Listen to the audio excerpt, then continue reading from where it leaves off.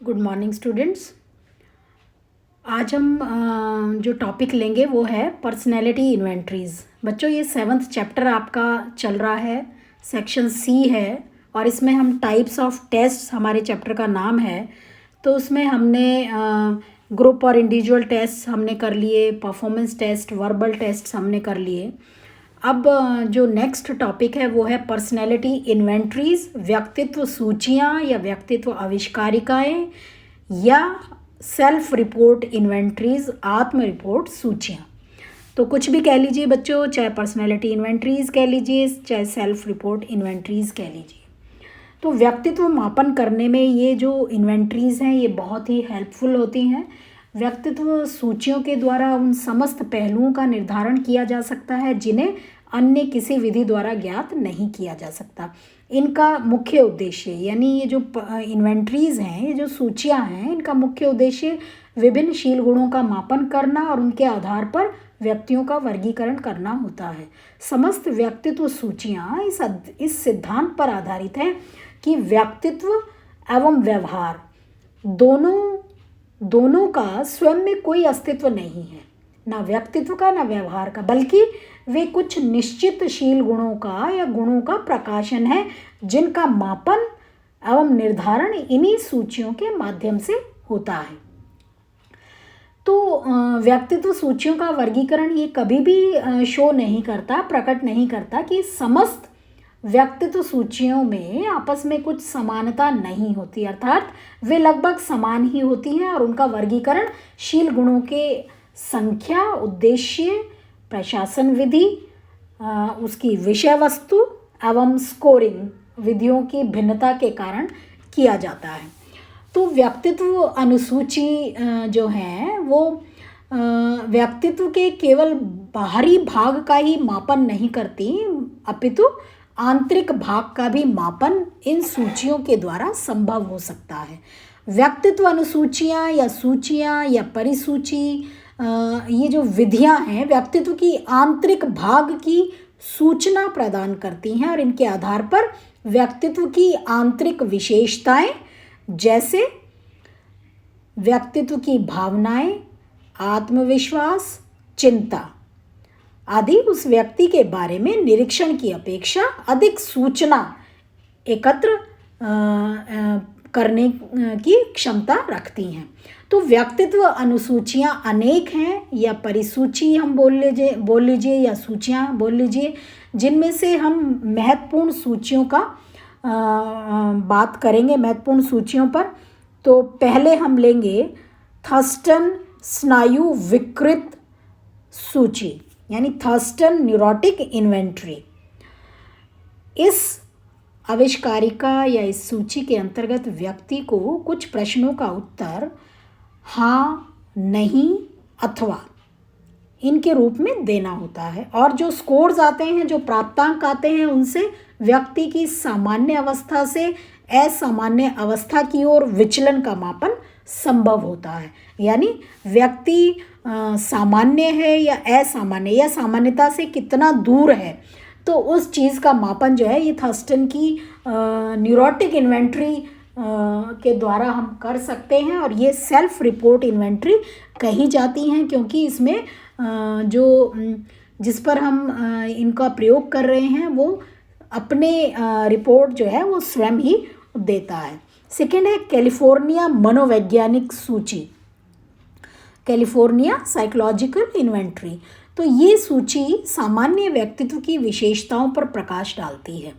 480 इसमें पद हैं और ये सूची 13 वर्ष या इसके ऊपर की आयु वाले व्यक्तियों को करने के लिए दी जाती है, जिसमें जो प्रयोज्य हैं वो सत्य असत्य के रूप में अपने उत्तर अंकित करते हैं।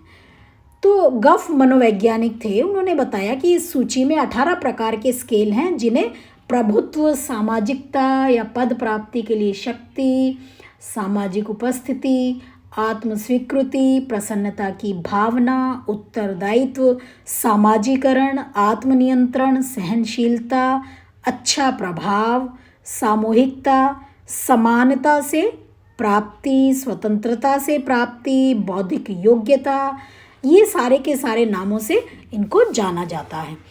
अब हम बात करेंगे थर्ड इन्वेंट्री की, थर्ड सूची की, वो है मिनीसोटा मल्टीफेजिक पर्सनैलिटी इन्वेंट्री। तो हथावे और मैकिन्ले मनोवैज्ञानिक थे। बच्चों ये सब आपने फर्स्ट ईयर में पढ़ा हुआ है। हमने जब व्यक्तित्व किया था और व्यक्तित्व का मापन जब हम कर रहे थे तो हमने पर्सनैलिटी इन्वेंट्रीज की थी, और MMPI तो हम कई बार पढ़ चुके हैं। तो बुक में आपको इजीली इसकी डिटेल मिल जाएगी, और उसके अलावा मैं आपको व्हाट्सएप भी करूँगी। तो हाथवे और मैकिन्ले ने व्यक्तित्व परीक्षण मिनीसोटा बहुपक्षीय व्यक्तित्व सूची यानी MMPI मिनीसोटा मल्टीफेजिक पर्सनैलिटी इन्वेंट्री का व्यापक रूप से प्रयोग किया है। और इस सूची में 550 प्रश्न हैं जो शारीरिक अवस्था से लेकर सामाजिक अभिवृत्तियों तक व्यक्तित्व संबंधी समस्त पहलुओं का मापन करते हैं। इन कथनों के उत्तर पाने के लिए व्यक्ति के सभी जो कथन हैं उनको 3 वर्गों में छांटने के लिए कहा जाता है: सत्य, असत्य तथा ज्ञात नहीं। इसके बाद उत्तरों की गणना करके उनका स्कोर ज्ञात किया जाता है। यद्यपि सूची के पूरा करने की कोई अवधि नहीं है, कोई सीमा नहीं है, कोई समय नहीं है, फिर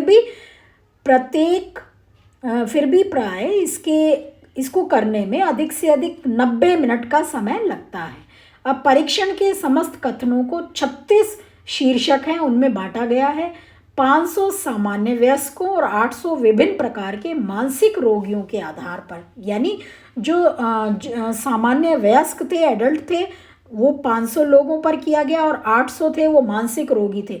उनके आधार पर कई स्कोरिंग की यानी फलांकन कुंजियों की रचना की गई। और इस सूची के 2 प्रतिरूप हैं: इंडिविजुअल कार्ड फॉर्म है, व्यक्तिगत कार्ड है, और सामूहिक पुस्तिका प्रतिरूप है। इस परीक्षण में मूल प्राप्तांकों को T प्राप्तांक में, बच्चों आपने जब प्रैक्टिकल्स किए थे तो हमने कई बार अपने मूल प्राप्तांकों को स्टैंडर्ड स्कोर्स में कन्वर्ट किया था। T प्राप्तांक आपने सुने होंगे। तो मूल प्राप्तांकों को T प्राप्तांक में परिवर्तित कर लेते हैं, और उसके बाद उसके आधार पर हम जो है ग्राफ बना लेते हैं, और फिर उस ग्राफ के आधार पर शील गुणों का मापन किया जाता है, चाहे वे मनोविकार से संबंधित हों या सामान्य समायोजन से संबंधित हों। तो इस प्रकार इस सूची का उपयोग, इस इन्वेंट्री का उपयोग चिकित्सकों द्वारा व्यक्तित्व असमायोजन के मनोवैज्ञानिक विकारों का अध्ययन करने के लिए होता है। यानी ये जो MMPI है इसका उपयोग चिकित्सक करते हैं, और व्यक्तित्व का जो असमायोजन है या मनोवैज्ञानिक विकार हैं उनका अध्ययन करने के लिए इस सूची को प्रयोग में लिया जाता है। इस सूची कह लीजिए या परीक्षण कह लीजिए, इसका मुख्य उद्देश्य व्यक्तित्व के संपूर्ण पहलुओं का अध्ययन करना है, और इसकी विश्वसनीयता भी बहुत अधिक है। मानसिक रोगियों पर हमने इसको, जब इस परीक्षण को किया गया तो उसकी विश्वसनीयता 0.52 से लेकर 0.89 तक थी। तो जैसा कि आप लोगों को पता है विश्वसनीयता -1 से लेकर +1 तक होती है। माइनस का मतलब है नेगेटिव और प्लस का मतलब है पॉजिटिव। दूसरा जो है पॉइंट्स में इसकी वैल्यू आती है, 1 से अधिक कभी भी स्कोर नहीं होता। तो इस तरह से ये MMPI जो है व्यक्तित्व गुणों का मापन करने के लिए प्रयोग में लाई जाती है। नेक्स्ट वीडियो में हम कुछ और महत्वपूर्ण सूचियां करेंगे। तो बच्चों आप नेक्स्ट वीडियो को भी ध्यान से सुने, और इसका जो PDF है, थ्योरेटिकल पोर्शन है, वो मैं आपको व्हाट्सएप करूँगी। Thank you.